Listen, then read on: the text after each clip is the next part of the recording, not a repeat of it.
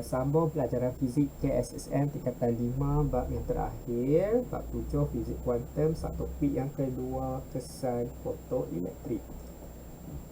Okey, sebelum ni kita belajar tentang teori kuantum cahaya yang bermaksud bahawa cahaya itu bukan sahaja bersifat gelombang, dia juga bersifat seperti zarah. Okey, so pembuktiannya melalui sifat kedualan.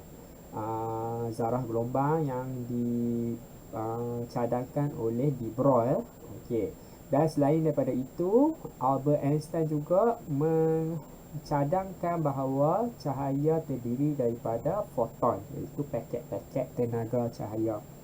Dan teori kuantum cahaya ini juga disokong oleh Max Planck, yang di mana dialah orang pertama yang mencadangkan konsep kuantum tenaga itu sendiri.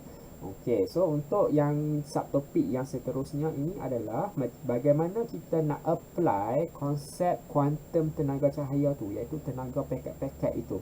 Selain daripada jasad hitam, selain daripada semua benda kita ni akan memancarkan sinaran gelombang elektromagnet apabila dipanaskan. Cuma aplikasi itu dah pun kita kata case close kan, kita dah berjaya merungkai misteri jasad hitam itu, macam mana dia boleh membentuk graf keamatan cahaya yang mana kita ada taburan kan, taburan sinaran terma. Okey, dan dia ada puncaknya iaitu keamatan paling tinggi, dan dia ada juga bahagian di mana sinaran paling banyak dipancarkannya, dan tak semestinya samalah puncak dengan yang bahagian paling banyak itu.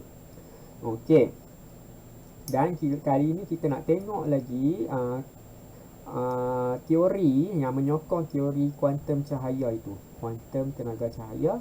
Kita boleh tengok dan kita boleh kaji melalui kesan fotoelektrik.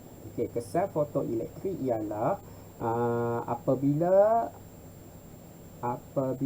cahaya berfrekuensi tertentu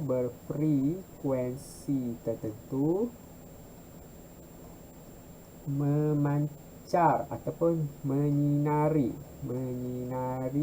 permukaan logam, elektron dibebaskan, elektron akan dipancarkan. Ataupun kita boleh kemaskan lagi definisi ini. Kesan fotoelektrik ialah pemancaran elektron ataupun penghasilan elektron apabila cahaya berfrekuensi tertentu menyinari permukaan logam, ataupun apabila permukaan logam disinari cahaya berfrekuensi tertentu. Lebih cantiklah ayat itu. Tapi apa-apa pun ayat anda, pastikan adalah dia punya keywordnya, iaitu cahaya berfrekuensi tertentu, permukaan logam, elektron. Mesti adalah ayat-ayat ni, maka diterima sajalah walaupun ayat tu tak cantik pun. Okey, so dia boleh digambarkan melalui gambar rajah ni. So kita ada cahaya kali ini kita namakan foton lah. Dia ada paket-paket cahaya, dia bukan setakat garis lurus ni.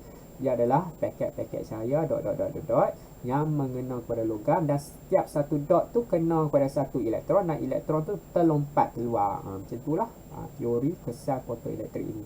Kalau kita ibaratkan cahaya ni garis lurus macam ni, maka dia sebenarnya tidak menerangkan lagi bagaimana elektron tu boleh terpancar keluar.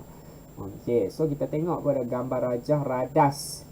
Radas kita ni, kita ada anod dan katod. Katod tu tempat penghasilan elektron, dia bersifat negatif sebab disambungkan kepada terminal negatif.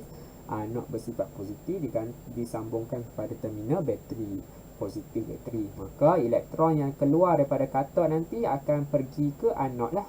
Dia tak ada tempat lain.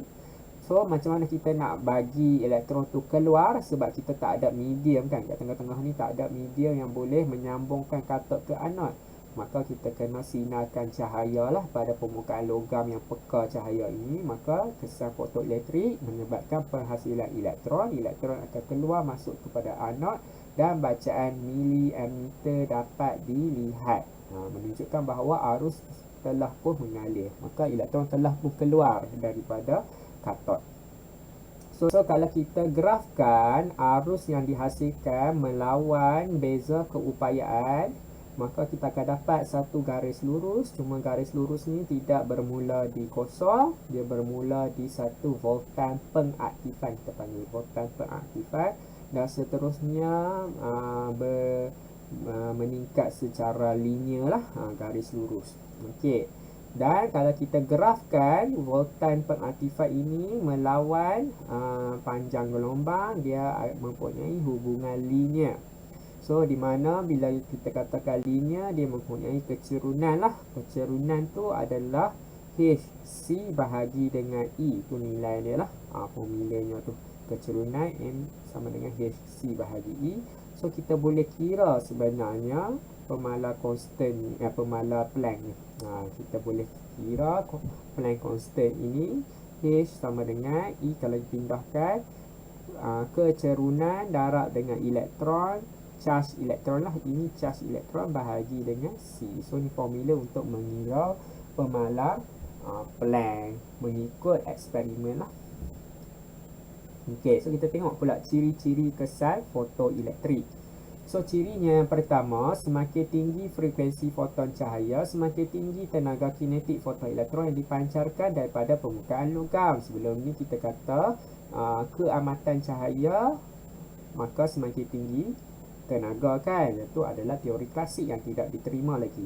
So kita kena tengok kepada frekuensi. So semakin tinggi frekuensi foton itu, semakin tinggilah tenaga kinetik fotoelektron. Fotoelektron tu apa? Elektron yang dipancarkan lah daripada permukaan logam tu. Kita namakan fotoelektron. Okey, so nombor 2, frekuensi minima dapat mengeluarkan elektron dikenali sebagai frekuensi ambang, threshold frekuensi lah dalam bahasa Inggeris, F0 bagi suatu logam. So dia bukannya semua frekuensi lah, ada frekuensi yang tertentu sahaja, dan apabila kita capai frekuensi tersebut, maka barulah elektron boleh keluar. So dinamakan sebagai frekuensi ambang. 3, tenaga kinetik fotoelektron tidak bergantung kepada keamatan cahaya. Tadi saya dah terangkan keamatan cahaya tidak memainkan peranan dari segi kelajuan elektron yang dibebaskan itu. Cuma keamatan cahaya yang bertambah tidak menghasilkan fotoelektron yang lebih bertenaga kinetik. Okey, ini samalah maksudnya. Cuma keamatan cahaya ini dia ada juga kesan terhadap bilangan elektron yang dikeluarkan. So bilangan elektron yang dikeluarkan barulah dia berkadar terus dengan keamatan cahaya. Keamatan cahaya. Okey, tetapi tenaga kinetik elektron dia berkadar terus dengan frekuensi cahaya. So kalau dahulunya kita kata keamatan cahaya tu maksudnya tenaga dia banyak lah, sebab dia terang kan. Kita ingat tenaga dia banyak, tapi tidak ya. Keamatan cahaya tu menunjukkan bahawa foton cahaya kita tu banyak. Kita ada banyak foton, kita ada banyak bulat-bulat. Dalam bulat-bulat ni ada gelombang-gelombang kan. So kita ada banyak gelombang-gelombang, bulat-bulat tu pada satu masa, maka kita katakan keamatan cahaya tinggi. Tetapi kalau setiap gelombang-gelombang tu frekuensinya rendah, maka tenaganya pun rendah lah. So itu make sense lah dari segi kalau kita fikir bahawa tenaga itu bergantung kepada frekuensi, dan cahaya itu adalah sebenarnya bersifat zarah juga. Dia bukannya bersifat gelombang.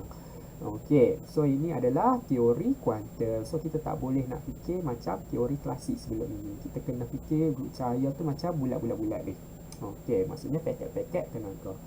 Nombor 4, fotoelektron dipancarkan secara serta-merta apabila permukaan logam disinar dengan cahaya. So kalau kita tengok dulu, kita belajar pancaran termion kan. Pancaran termion tu apabila logam dipanaskan, elektron akan keluar. Dia ambil masa. Dia bukannya terus bila kita start turn on the electric, maksudnya dah dipanaskan, dia punya filament ni panas pada logam tu terus keluar elektron. Tak, dia ambil masa, dia tunggu masa untuk logam tu cukup panas, barulah elektron terkeluar. Tapi untuk fotoelektrik, cahaya tu kena saja elektron terus keluar. Dia serta-merta, dia tak perlu nak tunggu logam ni kena panas dulu dengan cahaya tu. Tidak, cahaya bersifat foton kan, bersifat diskrit. Maka satu foton tu kalau dah ada tenaga yang mencukupi, dah boleh memancarkan elektron, dah boleh mengeluarkan elektron. Tak perlu nak tunggu logam tu panas dahulu. Itu adalah yang menyokong konsep kuantum cahaya itulah. Bahawa cahaya tu bukannya bersifat gelombang, cahaya juga bersifat zarah. So dia dua lah, ada gelombang dan ada zarah. So pengeluaran elektron dari permukaan logam melalui pancaran termin mengambil masa yang lama sebab dia kena panaskan dulu. Nak panas tu lama lah. Tapi kalau guna cahaya, dia boleh berlaku serta-merta. Diberi bahawa cahaya tu kalau dia berfrekuensi ambang lah, dia melebihi ataupun sama dengan frekuensi ambang. Kalau cahaya tu kurang daripada frekuensi ambang, bagilah terang mana pun cahaya tu, banyak foton banyak pun, tidak boleh berjaya mengeluarkan elektron. Dia kena mencapai frekuensi ambang. Bila dah mencapai frekuensi ambang, cahaya ni malap sekalipun, dia boleh dah mengeluarkan elektron secara serta-merta. Tak perlu nak tunggu logam tu panas. So kita boleh bagi definisi lah frekuensi ambang. F0 ialah frekuensi minimum. Frekuensi minimum yang boleh menghasilkan kesan fotoelektrik. Kesan fotoelektrik pada satu jenis logam. Maka jenis logam yang lain mempunyai frekuensi minimum yang lain lah. So frekuensi ambang bergantung kepada logam. Okey, praktis formatif. Satu, apakah yang dimaksudkan dengan kesan fotoelektrik? Penghasilan elektron ataupun pemancaran elektron dari permukaan logam yang disinari oleh cahaya berfrekuensi tertentu. Nombor 2, adakah cahaya terang akan memancarkan lebih banyak fotoelektron daripada permukaan logam berbanding cahaya malap yang berfrekuensi sama? Ya, lebih banyak foton. Sebab tadi saya cakap keamatan cahaya akan menyebabkan lebih banyak elektron keluar lah. So dia ibaratnya macam ni, kita ada elektron. So kita ada foton. Kita ada sinaran foton yang juga banyak, kan? Banyak foton tu bermaksud tenaga tu terang. So kita boleh keluarkan banyak elektron sebab dia akan kena banyak elektron pada satu masa yang sama. Kalau kita nak compare dengan cahaya malap, so cahaya malap maybe ada 4 saja ke foton, maka dia boleh keluarkan sedikit sahaja elektron pada satu masa yang sama. Diberi bahawa frekuensi tu frekuensi ambang, lebih atau sama dengan frekuensi ambang. Kalau kurang, banyak mana pun sekali foton itu ada, tak boleh mengeluarkan elektron. Okey, nombor 3, nyatakan 4 ciri kesan fotoelektrik yang diperoleh secara eksperimen. So, yang pertama, dia berlaku secara serta-merta, regardless, kan? Tidak bergantung kepada keamatan cahaya dan pada frekuensi ambang ataupun lebih. Okey, itu adalah sifat yang pertama. Sifat yang kedua, semakin tinggi frekuensi, semakin tinggi tenaga kinetik fotoelektron. Yang kedua, frekuensi minimum bergantung kepada logam. Yang keempat, tenaga kinetik fotoelektron itu tidak bergantung kepada keamatan cahaya, tetapi bilangan fotoelektron bergantung kepada keamatan cahaya. Okey, nombor 4, mengapakah fotoelektron dipancar serta-merta dari permukaan logam apabila disinari dengan cahaya berfrekuensi tertentu? Kerana satu foton cahaya yang berfrekuensi tertentu itu sudah cukup untuk mengeluarkan satu elektron. Tidak perlu banyak-banyak fotoelektron pun tak apa, walaupun pada keamatan cahaya yang rendah. Okey, nombor 5, mengapakah keamatan cahaya yang bertambah tidak meningkatkan tenaga kinetik fotoelektron? Sebab tenaga kinetik fotoelektron bergantung kepada frekuensi foton, manakala keamatan cahaya mempengaruhi bilangan fotoelektron yang dapat dikeluarkan pada satu masa.